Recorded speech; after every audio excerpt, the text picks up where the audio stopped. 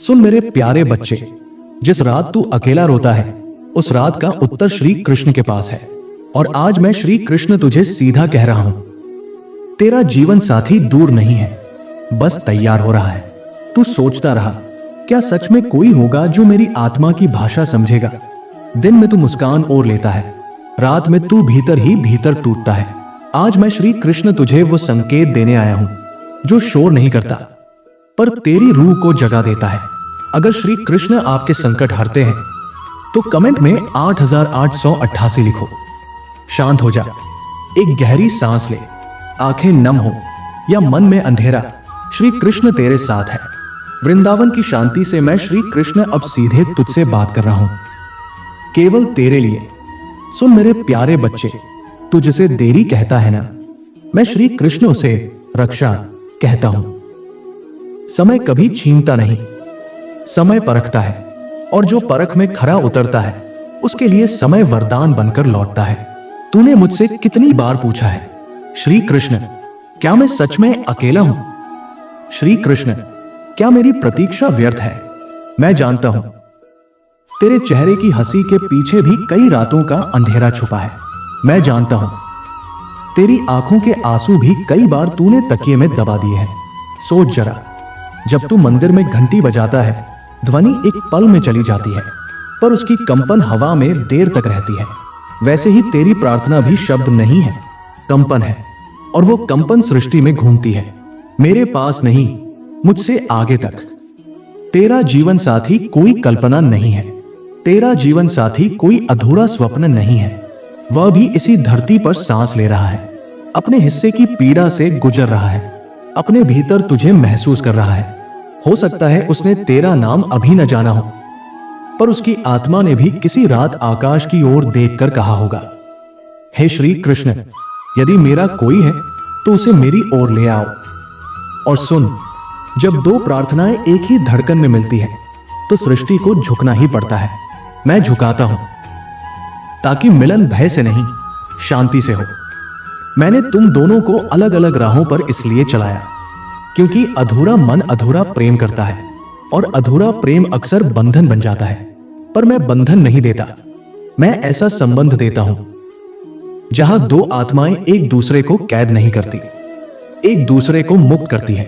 श्री कृष्ण के भक्त हो तो 6666 लिखकर जयकारा लगाओ, पर यहीं से तेरी जिंदगी बदल सकती है। आज से तू अपनी प्रतीक्षा को सजा मत समझ, ये तेरी तपस्या है, ये तेरी आत्मा का संस्कार है। तेरे आंसू यमुना की तरह तेरे भीतर की कठोरता को धो रहे हैं, ताकि जब वह आए तू उसे डर से नहीं, श्रद्धा से थामे। सुन मेरे प्यारे बच्चे, तूने जो सीखा है, जो खोया है, जो पाया है, वही तुझे उस संबंध के योग्य बना रहा है जो अब तेरे द्वार पर दस्तक देने वाला है। सोच जरा, जब अंधेरा बहुत गहरा होता है तब एक छोटी सी रोशनी भी मंदिर की ज्योति जैसी लगती है। वैसे ही तेरा जीवन साथी तेरे जीवन में तूफान बनकर नहीं आएगा, वो शांति बनकर आएगा। वो तुझे बदलने नहीं, तुझे स्वीकार करने आएगा। तेरी कमजोरियां उसके लिए बोझ नहीं होंगी, वो उन्हें थामेगा।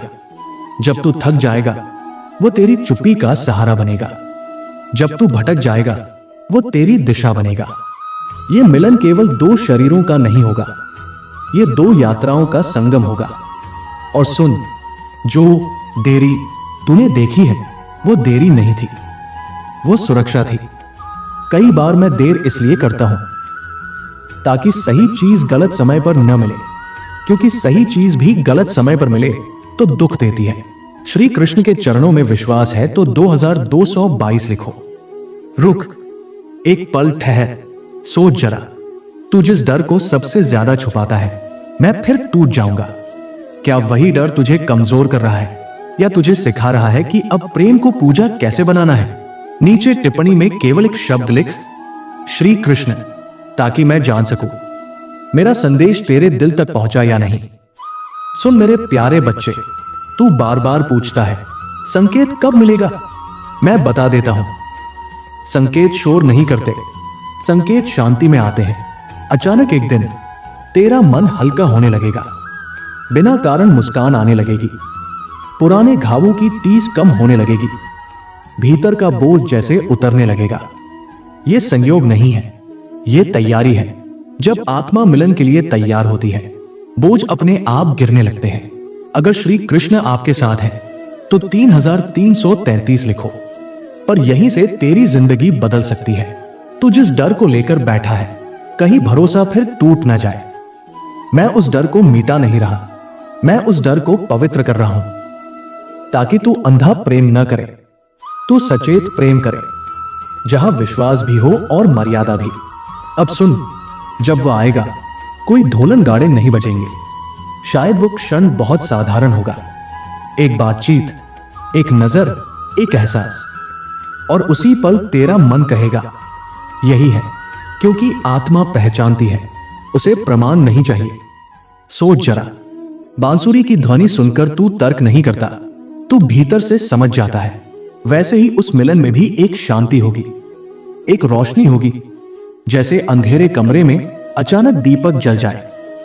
और सुन, वह चयन मजबूरी का नहीं होगा, वह समर्पण का होगा। विवाह एक बार का निर्णय नहीं होता मेरे प्यारे, विवाह हर दिन का समर्पण होता है। हर दिन एक दूसरे को चुनना, हर दिन एक दूसरे की शांति की रक्षा करना। मैं ये भी जानता हूं, तू दूसरों के घर बसते देखता है, तेरे भीतर प्रश्न उठता है, मेरा कब?